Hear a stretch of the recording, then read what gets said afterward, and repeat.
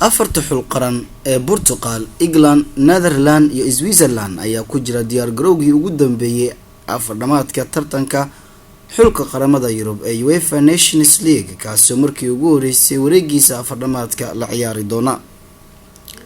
Goolahayaasha waxaa kamid ah Jock Portland oo Stoke City u qabta, Tom Heaton oo Burnley u qabta, John Beckford oo u qabta kooxda waa Everton. daaficintu waxaa kamid ah Alexander Arnold oo Liverpool u ciyaara, Ben Chilwell oo Leicester City u ciyaara, Joe Gomez oo Liverpool ah, Michael Keane oo Everton ah, Harry Maguire oo Leicester City ah, Daniel Rose oo Tottenham ah, John Stones oo Manchester City ah, Kyle Walker oo Manchester City ah.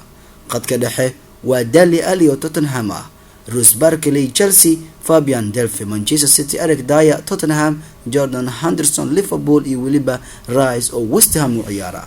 weerarka ciyaartooyda hogaaminaya waa Harry Kane oo Tottenham ah, Jesse Lingard oo Manchester United, Marcus Rashford United ah, Joe Sanchez oo Borussia Dortmund ah, Raheem Sterling Man City ah, Callum Wilson oo Bournemouth ah. liiska 23 xidig ee xulka qaranka Portugal ee semifinalka UEFA Nations League. goolahayaashu waa Bojan Godson, Jose Olympiacos ah, Ryan Persson oo Wolverhampton ah, daaficinta Joao Cancelo Juventus ah, Nuno Semedo Barcelona, Jose Fando oo Lille u ciyaara, Pepe oo Porto ah, Ruben Dias oo Benfica, Rafael Guerreiro Borussia Dortmund ah, Mario Real oo Napoli ah. qadka dhexe Danilo Porto kasoo jeeda, Ruben Neves oo Wolverhampton ah, William Carvalho oo Real Betis ah, Bruno Fernandes oo Sporting Lisbon ah, John Moutinho oo Wolverhampton ah, Bees oo Benfica ah. weerarku waa Bernardo Silva Manchester City, Joao Felix oo Benfica, Gonzalo Guedes Valencia ah, Rafael Silva Benfica, Cristiano Ronaldo Juve, Diogo Jota Wolverhampton ah, Diego Sousa oo kooxda u ciyaara Braga.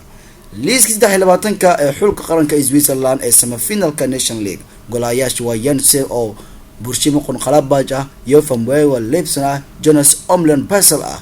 daaficintu waa Martin oo Borussia Dortmund u ciyaara, Loris Benito Young Boys ah, Nelson Valedo oo kooxda kubadda cagta Bayern Munchen.